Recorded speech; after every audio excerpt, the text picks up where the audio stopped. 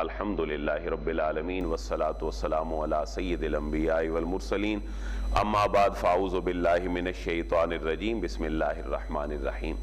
قابل سعادت احترام سورہ فرقان ہمارا اس کا درس جاری ہے۔ جیسا کہ اس کے نام سے ظاہر ہے، فرقان یعنی فرق کرنے والی، حق اور باطل کو ماننے والوں کے امتیازی اوصاف پہ مبنی یہ سورہ مبارکہ سورہ فرقان کہلاتی ہے، اور یہ اپنے مضامین کے اعتبار سے مکی ہے۔ توحید اس کا سب سے بڑا موضوع ہے، اللہ کی وحدانیت، اللہ تبارک و تعالیٰ کی قدرت، اس کے حبیب کریم کی رسالت اور مرنے کے بعد دوبارہ اٹھنا، اللہ کو اپنے اعمال کا جواب دینا، یہ تین مرکزی موضوعات ہیں اس سورہ مبارکہ کے۔ اور ضمناً پھر قدم قدم پہ اللہ اپنے حبیب کو تسلی اور تشفی دے رہے ہیں، محبوب اہل مکہ کے مظالم کو برداشت کریں، صبر سے کام لیں۔ یہ مشن جو سینکڑوں ہزاروں سال سے چلتا آ رہا ہے، آدم کریم سے آپ تک یہ اختتام پذیر ہونے والا ہے، اس لیے محبوب صبر سے کام لیں، اللہ آپ کے مشن میں آپ کو ضرور کامیابی عطا فرمائے گا۔ اس کی 77 آیات ہیں اور 6 رکوع ہیں، ہم بالکل اختتام کی طرف جا رہے ہیں۔ آج ہماری 54 نمبر آیت مبارکہ سے آغاز ہے۔ اللہ تبارک و تعالیٰ کی ایک بہت بڑی قدرت، جیسے ہم نے کل بھی شیئر کیا تھا کہ انسان شاید آنے والے 100 سال میں پتہ نہیں کیا کچھ تخلیق کر لے، لیکن جس چیز کو تخلیق کرنے سے انسان عاجز ہے وہ احساس ہے اور محسوس کرنا ہے اور فیلنگز ہے۔ انسان احساس کریٹ نہیں کر سکتا۔ ایک بہت بڑا معاشرتی اصول آج کی آیت میں بیان کیا جا رہا ہے، اور اس معاشرتی اصول کے دو جو ہیں وہ پہیے، ایک مرد اور ایک عورت ہے، جو اپنی حیثیتیں بدلتے رہتے ہیں۔ دیکھیں، ایک بچہ جو ہے وہ مرد ہے لیکن وہ باپ کا بیٹا ہے، یہ کل جب جوان ہوگا تو اس کی شادی ہو جائے گی، اس کی حیثیت بدل جائے گی، یہ بیٹے سے کیا چلا جائے گا، شوہر بن جائے گا، اور یہی شوہر آنے والے پھر کچھ عرصے بعد اس کو اللہ ایک اور سٹیٹس دے دے گا اور یہ باپ بن جائے گا، یوں آگے چلے گا۔ تو یہ سوشل لائف جو ہے، اللہ فرما رہے ہیں محبوب انہیں بتائیں کہ یہ تمہارا معاشرہ جو ایکسپینڈ ہو رہا ہے، جو تم محبتیں شیئر کر رہے ہو ایک دوسرے سے، کافر ہونے کے باوجود مسلمان ہونے کے ساتھ، تو یہ بھی تو اللہ کی ایک قدرت ہے اور اللہ کی تخلیق ہے کہ اگر سارے ہی تم مرد ہوتے، تمہارے کوئی رشتہ دار نہ ہوتے دنیا میں، مرد ہی مرد ہوتے تو تمہاری زندگی میں چارم نہ ہوتا، ساری ہی عورتیں ہوتی تو بھی چارم نہ ہوتا۔ پھر احساس بدل دیے، کبھی انسان ددیال کی طرف جاتا ہے، کبھی انسان ننہال کی طرف جاتا ہے، کبھی کوئی اتوار والے دن سسرال جاتا ہے۔ یہ ساری کیفیتیں اللہ فرما رہے ہیں، یہ تمہیں جس نے فیلنگز دی ہیں اصل میں وہ تمہارا رب ہے، جو تمہاری سوشل لائف چاہتا ہے۔ یہاں سے ہمیں ایک اور اصول بھی ملتا ہے کہ اسلام دین فطرت ہے، سب سے زیادہ ہمارے معاشرتی معاملات میں ہمیں ڈیلنگ سکھاتا ہے، اور شومی قسمت کی آج یہ ختم ہو چکی، ہمسائے کے حقوق، والدین، یعنی بدل گئے، تقاضے وقت کے بدل گئے، مشینی دور آ گیا، جس دور میں جو ہے وہ احساس مروت ختم ہو گیا۔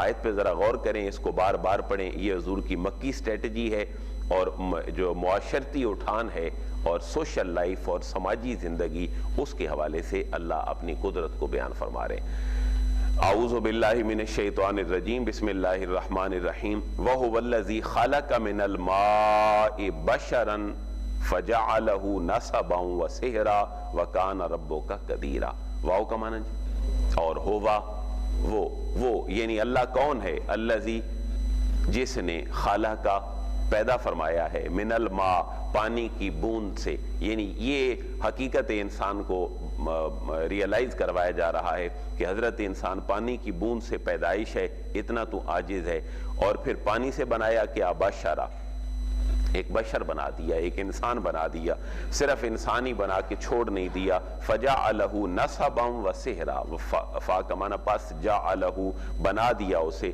نسبا، ایک پورے خاندان والا، حسب والا، نسب والا، اس کی ماں ہے، اس کا باپ ہے، اس کا دادا پردادا۔ عربوں میں بڑا رواج تھا نسب کا، اور لوگوں کو اپنی بہت ساری پشتوں کے نام یاد ہوتے تھے، تو نبی کریم صلی اللہ تعالیٰ علیہ وآلہ وسلم نے اپنا جو نسب مبارک ہے وہ 21 پشتوں تک خود بھی بیان فرمایا ہے، اور اس کو امام بخاری نے صحیح بخاری میں لکھا ہے کہ نبی پاک صلی اللہ علیہ وسلم جب بھی اپنا نسب بیان فرماتے تو 21 پشتوں تک خود بھی بیان فرماتے۔ اس سے اوپر کے بارے میں آپ فرماتے کہ کذبن نصابون، اوپر جو نصاب ہیں نسب بیان کرنے والے، انہوں نے شاید جھوٹ بولا ہو، بھول گئے ہوں، کیونکہ اللہ نے انسانوں کو جو ہے وہ مد و جزر میں رکھا، انسان مرتے بھی رہے، زندہ ہوتے رہے، قومیں برباد ہوتی رہیں، تو محمد بن عبداللہ بن عبد المطلب یہ پورے کا پورا جو ہے نسب 21 واسطوں تک، یہ نبی پاک صلی اللہ علیہ وسلم نے خود بھی بیان فرمایا۔ وہی چیز ریئلائز کروا جا رہی ہے کہ تمہیں فخر ہے اپنے قریشی ہونے پہ، تمہیں فخر ہے اپنے تیمی ہونے پہ، یہ عرب کے قبائل تھے، تمہیں فخر ہے اپنے بنو عدی ہونے پہ، تمہیں فخر ہے اپنے بنو ہاشم ہونے پہ، تمہارے بڑے بڑے خاندان ہیں، تمہارے بڑے بڑے القابات ہیں، تمہاری بڑی بڑی خصوصیات ہیں خاندانوں کی، لیکن فجعلہ نسبا، یہ تمہیں دیا کس نے ہے؟ یہ تمہیں جس نے نسب دیا ہے وہ تمہارا اللہ ہے، بڑا تو اللہ ہے جس نے تمہارے نسبوں میں تمہیں آج تک زندہ رکھا ہے، وسحرا، اور اس میں تمہیں جو ہے وہ سسرالی جو رشتے ہیں وہ دیے ہیں، سحر سواد کے ساتھ جو ہے یہ سسرال کو کہتے ہیں اور سسرالی رشتوں کو۔ اور اللہ وہی ہے جس نے پیدا فرمایا انسان کو پانی کی بوند سے اور بنا دیا اسے خاندان والا، وسحرا، اور سسرال والا۔ وَكَانَ رَبُّكَ قَدِيرًا، اور آپ کا رب جو ہے یہ بڑی قدرت والا ہے۔ دیکھیں سسرال والے لوگوں کو پسند نہیں ہوتے، اللہ نے قرآن میں ان کا ذکر کر دیا کہ سسرالی بھی جو ہے رشتے یہ اہمیت رکھتے ہیں، اور ایک نیا رشتہ انسان کی زندگی میں جو ہے وہ سسرال کی طرف سے آتا ہے۔ وَيَعْبُدُونَ مِن دُونِ اللَّهِ مَا لَا يَنفَعُهُمْ وَلَا يَضُرُّهُمْ وَكَانَ الْكَافِرُ عَلَىٰ رَبِّهِ ظَهِيرًا۔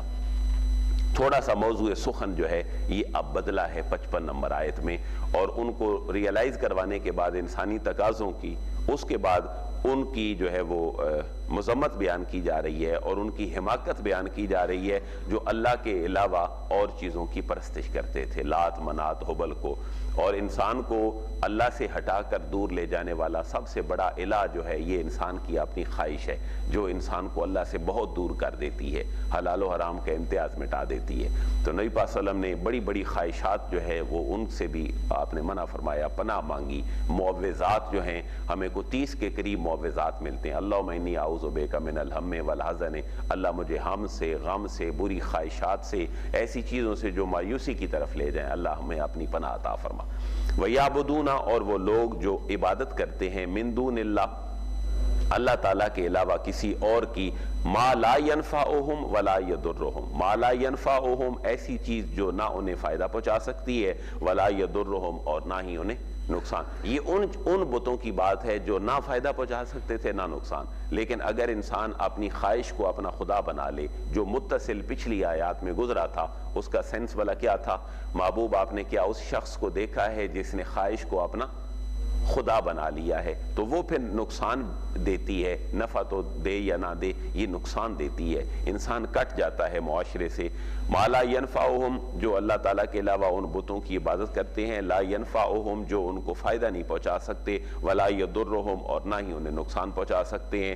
وَكَانَ الْكَافِرُ عَلَىٰ رَبِّهِ ظَهِيرًا، یہ بڑا جو ہے نا جی فکری ایک جو دنیا میں بحران آ چکا ہے اس کی طرف اشارہ ہے۔ وَكَانَ الْكَافِرُ، واو کا معنی اور کانا ہے، الکافر کافر، عَلَىٰ رَبِّهِ، عَلَىٰ رَبِّهِ اپنے رب کے خلاف، ظہیرا مددگار۔ کافر ہمیشہ اپنے رب کے خلاف لوگوں کا مددگار بنتا ہے، کسی بھی ٹول میں ہو، کسی فکری چیلنجز میں ہو، جیسے آج لبرلزم سے سیکولرزم، ایتھزم، یہ دنیا کے بڑے بڑے معاملات آ گئے۔ کافر کا وتیرہ ایک ہی ہے کہ وہ اپنے رب کے خلاف ہمیشہ مددگار بنتا ہے۔ دیکھیں سادہ سی بات ہے جی، رحمان کا دنیا میں ایک ہی راستہ ہے اور شیطان کے کروڑوں راستے ہیں۔ ہر انسان کو جب شیطان جو ہے وہ راہ راست سے بھٹکاتا ہے تو ایک نئی شکل میں بھٹکاتا ہے۔ رحمان کا ایک ہی راستہ ہے کہ وہ بندے کے دل میں جو ہے وہ اپنی رحیمیت ڈال دیتا ہے، اور نبی پاک صلی اللہ علیہ وسلم نے ایک لائن کھینچی، حدیث مبارکہ ہے، آپ نے ایک لائن کھینچی، آپ نے فرمایا یہ ہے دین اسلام، آپ نے اس کے ساتھ زیگ زیگ بنائے اور چیزیں فرمایا یہ وہ چیزیں ہیں جو دین میں در آتی ہیں، شیطان لے آتا ہے جو تمہارے دین کو خراب کر دیتی ہیں۔ وَكَانَ الْكَافِرُ عَلَىٰ رَبِّهِ ظَهِيرًا، یہ خارجہ پالیسی بھی ہونی چاہیے ہماری۔ کافر کبھی بھی مددگار نہیں ہو سکتا اللہ کے معاملے میں، نہ اللہ کا نہ اللہ کے ماننے والوں کا۔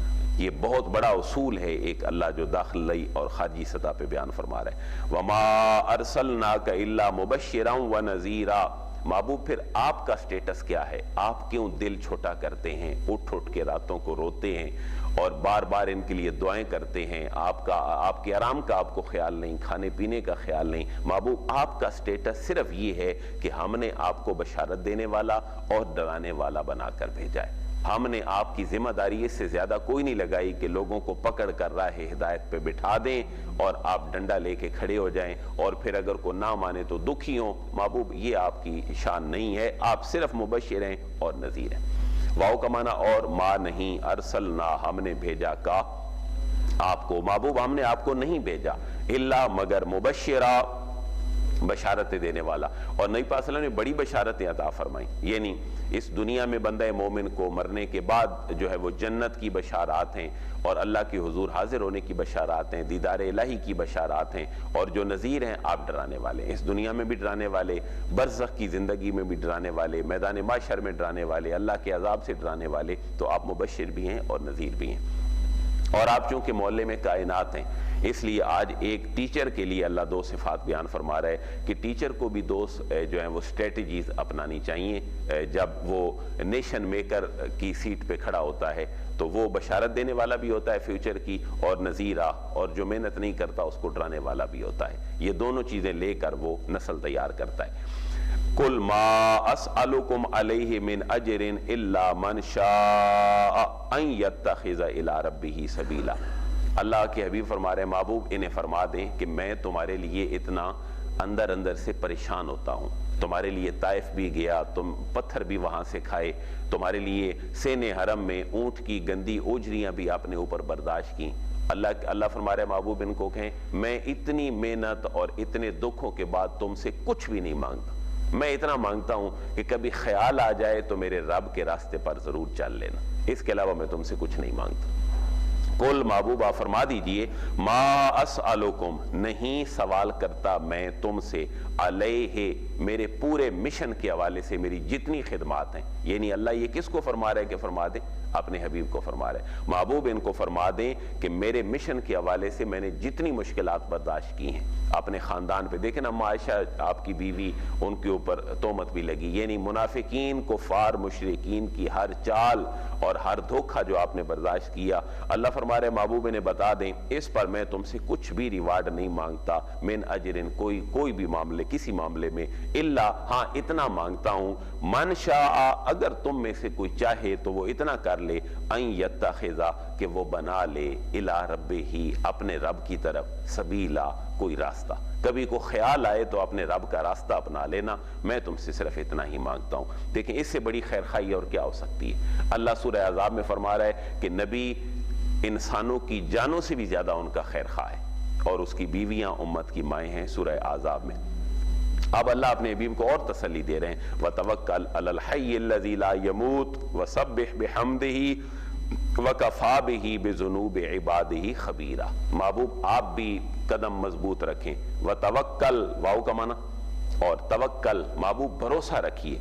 अच्छा ये इस लफ्ज़ को हम कभी कभी तवक्कल पढ़ते हैं, कभी तवक्कुल पढ़ते हैं, ये दोनों तरह पढ़ना सही है। जब हम तवक्कल पढ़ेंगे तो ये अमर का सीगा बनेगा और तवक्कुल अगर पढ़ेंगे तो ये मस्तर बनेगा जिससे जो वर्ब है वो निकलता है। तो तवक्कुल पढ़ना भी ठीक है और तवक्कल पढ़ना भी ठीक है। वह तवक्कल और महबूब डटे रहे, भरोसा कर लीजिए, अलल हय्य उस जात के ऊपर, अल हय्य जो जिंदा है, अल्लज़ी ला यमूत और वो ऐसा जिंदा है, ला यमूत जिसको कभी मौत नहीं आएगी, व सब्बिह और तस्बीह बयान कीजिए, बेहम्दिही उसकी पाकी बयान करने के साथ उसकी पाकी बयान कीजिए महबूब। तो ये मसनून अज़कार जो हैं ये उनकी तरफ बहुत बड़ा इशारा है। आप भी कोशिश कीजिए नबी पाक सल्लल्लाहु अलैहि वसल्लम ने जो जिक्र हमें दिए हैं मसनून, अल्लाह की वादानियत, अल्लाह की तस्बीह, तहमीद, तकबीर, तालील, उनको हम अपनी जिंदगियों में लाएं। कलमा पढ़ के इंसान मुसलमान होता है लेकिन अल्लाह अपनी पाकी को पसंद फरमाता है। पाकी उसकी सिंपल क्या है, फरमाया सही बुखारी की हदीस है, कलिमताने खफीफताने अलल लिसान, दो कलमे ऐसे हैं जो जुबान पे बड़े हल्के हैं और वो बड़े भारी हैं उसके अंदर मीज़ान के अंदर जब वजन होगा अमाल का। वह हबीबताने इलर रहमान, अल्लाह को बड़े पसंद है। कलिमात क्या हैं? سبحان اللہ و بحمدہ سبحان اللہ العظیم، یہ دو تین کیٹیگریز میں ہیں۔ سبحان اللہ و بحمدہ بھی ٹھیک ہے، سبحان اللہ والحمدللہ ولا الہ الا اللہ واللہ اکبر یہ بھی ہیں۔ ایک حضرت اماں جویریہ کے لیے آپ نے وظیفہ ان کو دیا تھا، ہماری ماں آپ کی بیوی، سبحان اللہ و بحمدہ عدد خلقہ و رضا نفسہ و زینت عرشہ و مداد کلماتہ۔ آپ نے جب دیکھا نا کہ حضور جا رہے ہیں نماز پڑھنے کے لیے اور آپ مصلی پہ بیٹھی ہیں، آپ گئے، آپ نے فجر صحابہ کو پڑھائی، وہیں اشراق پڑھی، وہیں چاشت بھی پڑھی، پھر واپس تشریف لائے، تو تقریباً کو 2 ڈھائی 3 گھنٹے تو لگ گئے اس پروسیجر میں۔ آپ واپس آئے، اماں جویریہ پھر بھی مصلی پہ بیٹھی ہیں۔ آپ نے فرمایا میں تمہیں ایسے کلمات نہ بتاؤں جن کو دن میں صرف 3 دفعہ پڑھ لو تو تمہیں اتنے وقت سے بھی زیادہ اللہ ذکر کرنے کا ثواب عطا فرمائے گا۔ یہ صحیح حدیث ہے ہماری سیاہ ستہ کی۔ کلمات کے ہیں سبحان اللہ و بحمدہ عدد خلقہ و رضا نفسہ و زینت عرشہ و مداد کلماتہ۔ پھر حضور نے حضرت ابو موسیٰ اشعری کو فرمایا میں تمہیں ایک جنت کے خزانوں میں سے خزانہ نہ بتاؤں؟ عرض کرتے ہیں حضور فرمائیے، آپ نے فرمایا لا حول ولا قوت الا باللہ، لا حول ولا قوت الا باللہ۔ تو یہ کلمات جو ہیں ان کو ضرور پڑھا کریں۔ تحلیل کیا ہے؟ لا الہ الا اللہ۔ کیا فرمایا؟ افضل الذکر لا الہ الا اللہ۔ یہ کلمات جو ہیں ان سے ضرور اپنی زبانوں کو تر رکھیں۔ اللہ اپنے حبیب کو بار بار فرما رہا ہے وَسَبِّحْ بِحَمْدِهِ، وَسَبِّحْ محبوب پاکی بیان کیجئے میری، اور کیسے کیجئے؟ بحمدہ، حمد بیان کرنے کے ساتھ، تعریف بیان کرنے کے ساتھ۔ سبح کیا ہے؟ سبحان اللہ، بحمدہ کیا ہے؟ الحمدللہ۔ دونوں کو ملایا تو کیا بنا؟ سبحان اللہ و بحمدہ۔ اتنا بھی کوئی پڑھ لے تو کافی ہے۔ جو آدمی کوئی ذکر نہیں کرتا وہ اتنی تسبیح پڑھ لے، سبحان اللہ و بحمدہ، سبحان اللہ و بحمدہ۔ آگے کلمے کچھ ہمارے برصغیر میں آ گئے، پہلا، دوسرا، تیسرا، چوتھا، پانچواں، چھٹا۔ یہ 6 کلمے عین اسلام یا حدیث نہیں، لیکن خلاصہ ہے قرآن و سنت کا، ان کو بھی غلط نہیں کہا جا سکتا۔ ان کا فائدہ یہ ہوتا تھا کہ بچپن میں بڑے یاد کروا دیتے تھے یہ کلمے، تو یہ کلمے ساری عمر یاد رہتے تھے، کیونکہ یہ ساری دعاؤں اور سارے اذکار کا خلاصہ تھا۔ پہلا کلمہ طیب، طیب معنی پاک، لا الہ الا اللہ محمد رسول اللہ، دوسرا کلمہ شہادت، تیسرا کلمہ تمجید۔ یہ سارے کلمات بڑی اہمیت کے حامل ہیں۔ وَكَفَى بِهِ بِذُنُوبِ عِبَادِهِ خَبِيرًا، واو کا معنی اور، کفا کافی ہے، بہی اس کے لیے، بِذُنُوبِ عِبَادِهِ خَبِيرًا وہ اپنے بندوں کے گناہوں سے باخبر ہونا اس کے لیے کافی ہے۔ وہ اپنے بندوں کے گناہوں سے بڑا باخبر ہے، اس کی پاکی بیان کیجئے۔ ہے کون جی؟ اس کی اتھارٹی کہاں کہاں ہے، اس کے سگنل کہاں کہاں آتے ہیں، سادہ سی بات ہے، کہاں کہاں سے وہ چیزوں کو جو ہے وہ محسوس فرماتا ہے۔ الذی خلق السماوات والارض وما بینہما فی 6 ایام ثم استوی علی العرش الرحمن فاسأل بہ خبیرا۔ الذی وہ ذات وہ ہے جو بندوں کے گناہوں سے باخبر ہے اور وہ کافی ہے۔ الذی وہ خلق جس نے پیدا فرمایا، سماوات آسمانوں کو، والارض اور زمین۔ دیکھیں نا، آسمان پہلے زمین بعد میں۔ اگر ہم اسی تھیری کو ہی لے لیں کہ آسمان پہلے بنے اور زمین بعد میں، تو اتنا بڑا جو چھت ہے وہ اللہ نے سہارے کے بغیر کیسے پیدا کر لیا؟ یہ بھی تو دعوت فکر تھی اہل مکہ کو۔ صرف زمین و آسمان ہی پیدا نہیں کیے، وما بینہما جو کچھ ان کے درمیان ہے، اور ان کے درمیان جو کچھ ہے وہ دنیا میں کتنا ایک اس کی ایجادات ہو چکی ہیں، یہ تو آج انسان ورطہ حیرت میں ہے۔ آنے والے 200 سال کے بعد ٹیکنالوجی کہاں پہنچ جائے گی، یہ رب کی قدرت کی طرف ایک بہت بڑا جو ہے وہ قدم ہوگا انسانوں کا۔ کتنی دیر لگی؟ فی 6 ایام، 6 دن۔ حالانکہ دیکھیں نا، اس نے زمین و آسمان بنائے تو زمین و آسمان کے بعد سورج چاند بنا، تو پھر 6 دنوں کی بات کیوں ہے؟ اس کے بارے میں مفسرین نے لکھا ہے کہ ضروری نہیں کہ جیسے 6 دن لگتے ہیں ہفتے میں ہفتہ ایک لگا، یہ انسانوں کی سمجھ کے قریب تھا کہ میں نے تو اتنے سارے اوقات میں تمہارے 6 ایک دنوں میں جیسے تم کوئی کام کرتے ہو، میں نے یہ پوری زمین و آسمان بنا دی ہے۔ ثم استوی علی العرش، پھر اللہ متمکن ہوا عرش پر، کیسے؟ جیسے اس کی شان ہے۔ یہ ہے متشابہات میں سے، اس کی کوئی تشریح انسان ایسی نہیں کر سکتا جس میں وہ سمجھائے لوگوں کو کہ اللہ اپنے عرش پہ کیسے بیٹھا ہے۔ اللہ بیٹھنے سے پاک ہے، اللہ اعضاء سے پاک ہے، یہ متشابہات میں سے ہے۔ اور اگر پھر سوال ذہن میں ہوا، پھر یہ اللہ کا ہم کہاں سے پتہ کریں؟ اگر وہ عرش پہ بیٹھ گیا ہے 6 دنوں میں بنا کے زمین و آسمان، تو پھر اللہ کا ہم کس سے پوچھیں؟ تو بتایا گیا الرحمن فاسأل بہ خبیرا، رحمان کا پوچھنا ہے تو کسی باخبر بندے سے جا کے پوچھو۔ اور باخبر بندہ کون ہے جی؟ آقا کریم علیہ الصلوۃ والسلام کی ذات، یعنی اللہ تک پہنچنے کا ذریعہ اللہ خود فرما رہا ہے الرحمن رحمان وہ ہے فاسأل بہ خبیرا، اس کے لیے تمہیں کسی باخبر کے در پر جانا پڑے گا، تمہیں میرے حبیب کی غلامی میں آنا پڑے گا، میرے حبیب کی اتباع اور اطاعت کرنی پڑے گی، فکری اور عملی ہر دو حوالوں سے، پھر تمہیں رحمان کا بھی پتہ چل جائے گا۔ اگلی آیت جو ہے وہ آیت سجدہ ہے، اس کو انشاءاللہ کل ہم دیکھیں گے۔ اللہ ہمیں اپنی قدرت، اپنی وحدانیت، اپنی طاقتوں کا ادراک اور شعور نصیب فرمائے، اور ہمیں اپنی ذات، اپنے جسم، اپنی جہاں تک ہماری جو ہے وہ رسائی ہے، ہمیں اللہ کے احکام اور اس کے حبیب کے احکام نافذ کرنے کی توفیق عطا فرمائے۔ وما علیہ الا البلاغ۔